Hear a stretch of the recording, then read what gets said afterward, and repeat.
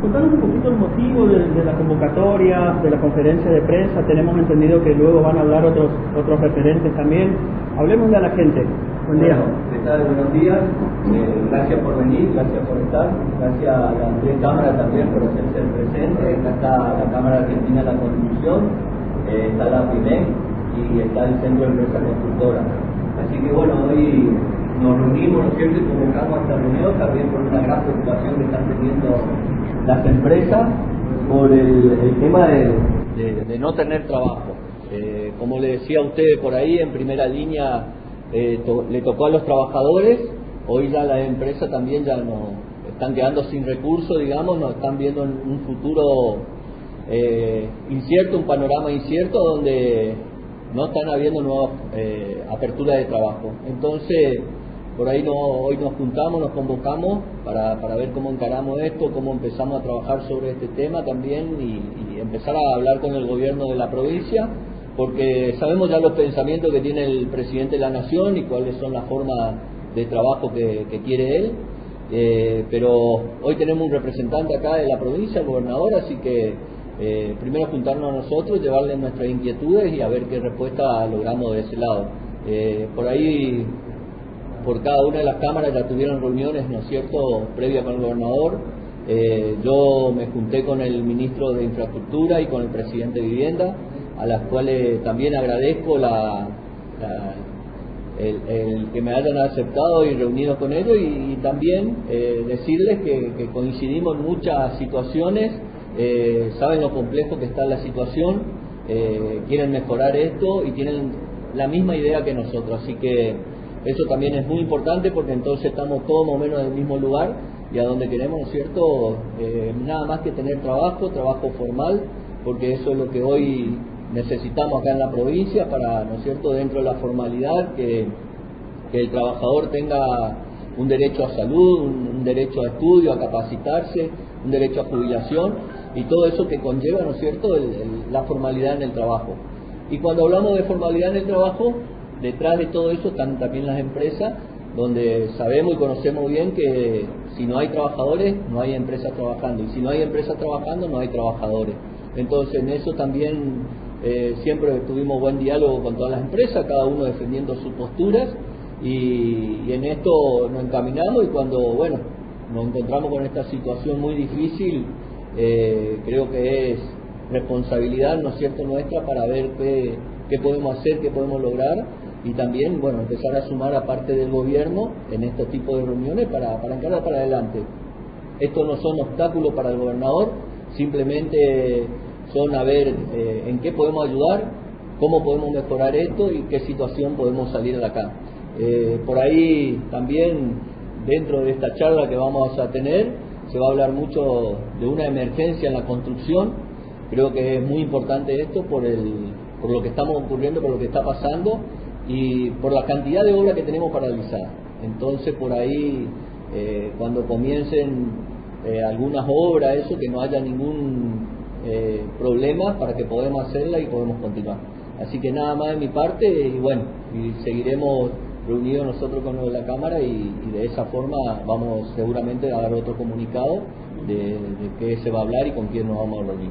Ariel, te pregunto, sí, ¿cuántos obreros están en este momento sin trabajar? Hoy tenemos más de 10.000 trabajadores de la construcción sin trabajo, que están dentro de la informalidad, algunos changueando y otros cobrando su fondo de desempleo, que sabemos que empezaron a cobrar a partir del mes de enero, los que fueron despedidos en octubre, y de ahí en adelante, bueno, 40% del sueldo que ellos venían recibiendo, así que el consumo ya va a empezar a bajar, y esto es lo que nos preocupa, porque como dije en un principio, somos la primera línea, ¿no es cierto?, afectada, pero al no haber consumo, la rueda económica, financiera que genera la construcción empieza a caer, y el golpe empiezan a tener los corralones, los supermercados, las carnicerías, las panaderías, así que también a partir del mes que viene seguramente ya vamos a empezar a tener despido en esos lugares. ¿Y la obra privada, digamos, cómo está? Y las obras privadas, algunas están trabajando a un 40%, 50%, pero también, ¿no es cierto?, es muy incierto el panorama que tienen. Cuando hay este tipo de inflación ocurre esto, por ahí también en eso queremos trabajar y por este motivo también en la reunión para encarar, ya que vemos que lo público es muy difícil, empezar a trabajar en lo privado y ver a ver cómo podemos entusiasmar al inversionista, ¿no es cierto?, para que vengan a la provincia y empiecen las empresas a trabajar. ¿Qué implica la declaración de la emergencia que dijo recién Ledesma? Bueno, sí, la Cámara Central de la Construcción también declaró una ley de emergencia. Las empresas están en una situación muy crítica.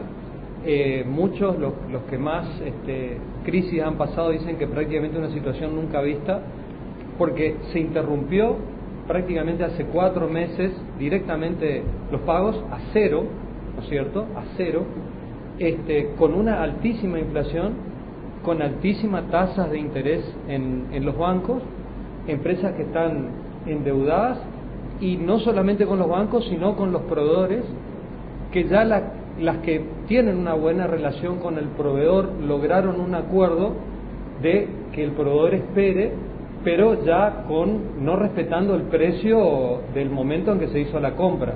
Y obviamente uno que necesita seguir con los proveedores tiene que aceptarlo, además es lo que corresponde, ¿no es cierto?, pagar deudas. Así que las empresas de ese punto de vista están descapitalizadas, y por otra parte, si se pudiera arrancar, si volvieran los fondos, que probablemente en algún momento vuelvan, también tenemos una situación de que los índices no reflejan para nada, o sea, estamos hablando de índices que un mes dieron 10% contra inflación del 30%, o sea, en un mes ya se produjo un descalce del 20%, más el descalce que traían los índices. Entonces, hay un problema con los índices, se rompió la ecuación financiera y habría que hacer una renegociación de contrato.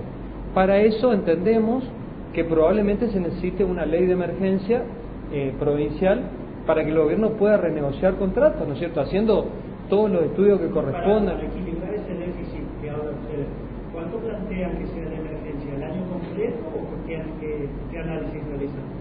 Y la verdad que no sabría decirte, pero sí, probablemente un año, porque el tema de renegociación de contratos es complicado.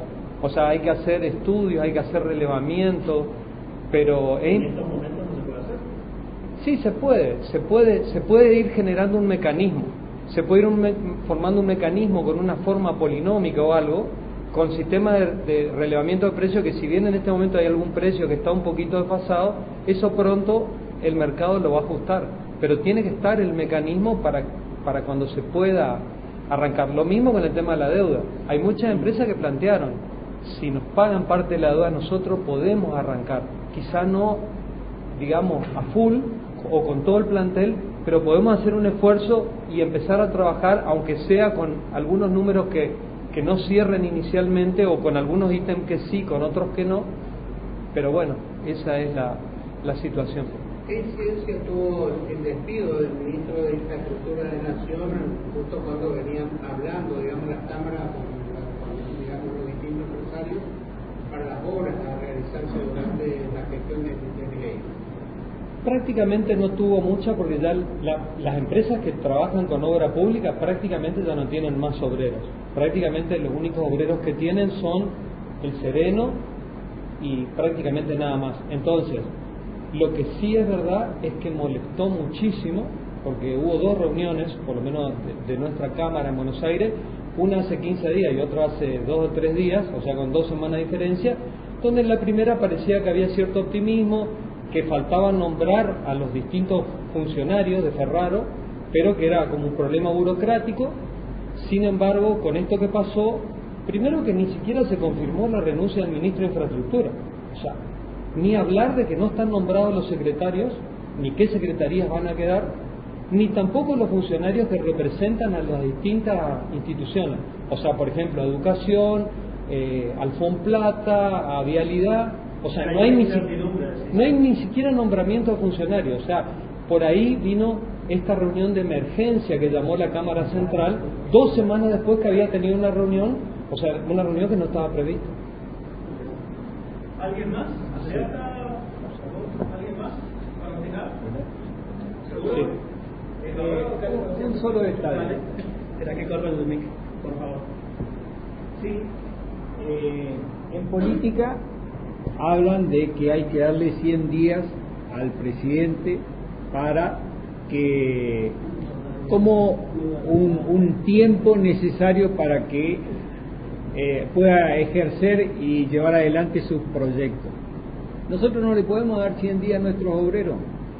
Nuestros obreros están sin trabajo, las empresas están sin cobrar. Entonces, en política se le puede dar 100 días a alguien, a la construcción no. No hay un proyecto que sea viable bajo la perspectiva de destruir a las pymes constructoras.